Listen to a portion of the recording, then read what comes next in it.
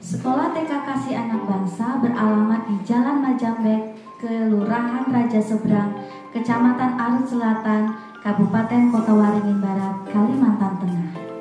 Kegiatan pembelajaran P5 di TK Kasih Anak Bangsa mengambil tema Aku Sayang Bumi dengan topik mengolah sampah organik menjadi Herbolic Enzyme.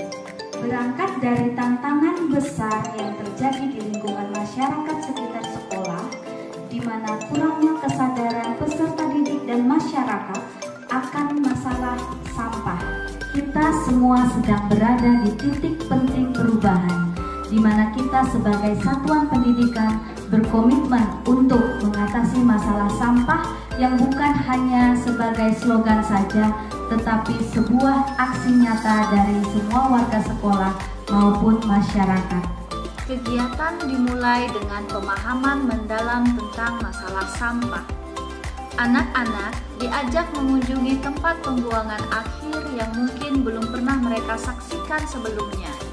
Peserta didik mengamati gunungan sampah yang menumpuk yang berasal dari berbagai penjuru kota. Saat anak-anak mengelilingi area, mereka mulai mengamati lebih detail bagaimana pemandangan dan aromanya di sana.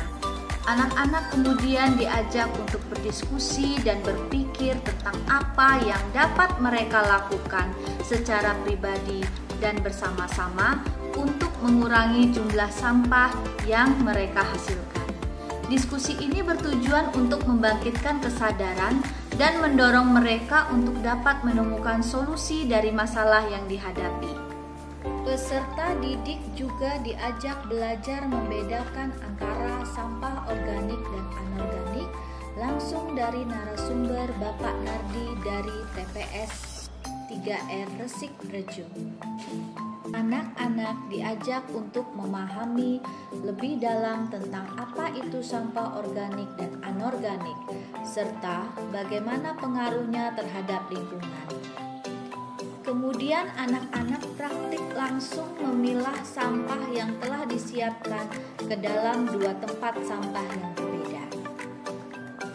Kunjungan ini diakhiri dengan komitmen bersama dari peserta didik untuk mulai mengimplementasikan kebiasaan baru dalam pengelolaan sampah di sekolah, di rumah, maupun di lingkungan mereka. Kegiatan ini diawali dengan mengenalkan produk Herbolic Enzyme kepada seluruh peserta didik, serta menjelaskan dan memberikan contoh manfaat-manfaatnya. Kegiatan ini dibimbing langsung oleh guru-guru. Ruang kelas berubah menjadi laboratorium kecil di mana siswa-siswa akan belajar mengenai proses pembuatan Herbolic Enzyme yang efektif. Guru menunjukkan bahan-bahan yang diperlukan, yaitu bahan-bahan sederhana seperti sisa buah, gula, dan air. Para guru memperkenalkan pada siswa resep dasar pembuatan Herbolic Enzyme. Setiap kelompok mendapatkan bahan-bahan tersebut serta wadah fermentasi telah disiapkan. Di sini, mereka belajar bekerja sama dengan teman.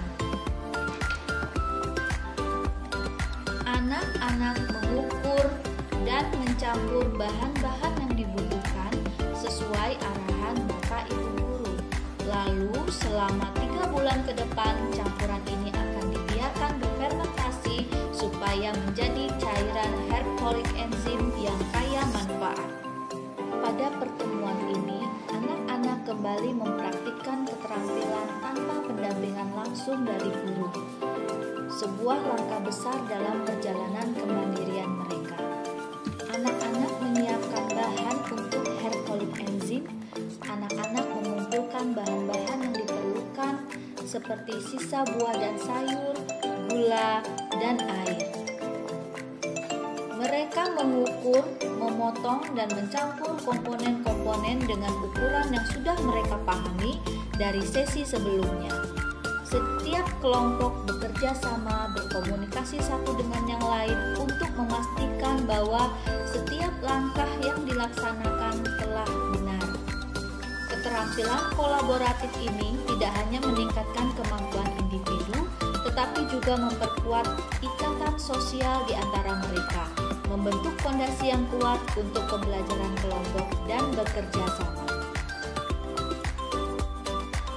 Setelah proses fermentasi selama 3 bulan, tiba saatnya untuk panen hair folic enzyme.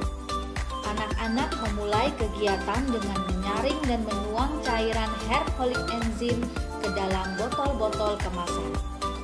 Setelah itu, anak-anak membuat label menghias dengan hal-hal yang mereka sukai. Hal ini menunjukkan kebanggaan dan kreativitas mereka. Ini adalah bukti bahwa melalui kegiatan ini membawa perubahan, menginspirasi generasi muda untuk memiliki kepedulian terhadap lingkungan. Transformasi dari sampah organik menjadi hair folic enzyme kini memasuki tahap penyimpulan. Kegiatan proyek yang dilakukan oleh peserta didik tidak hanya sekedar teoristis, tetapi memiliki dampak nyata dan praktis. Siswa menggunakan hair folic enzyme untuk membersihkan ruangan kelas seperti melap meja, mengepel, dan menyiram tanaman. Hair folic enzyme yang telah mereka buat dan kemas sendiri kini digunakan sebagai agen pembersih yang ramah lingkungan. Sebelum melaksanakan P5, kami sudah mengadakan sosialisasi yang melibatkan orang tua siswa untuk memberikan pemahaman tentang pentingnya pemilahan sampah. Setiap sampah botol yang dikumpulkan dapat dibawa ke sekolah untuk dimasukkan ke bank sampah. Dalam upaya untuk menciptakan lingkungan yang lebih bersih dan berkelanjutan, pelibatan masyarakat dalam pengelolaan sampah adalah salah satu strategi efektif.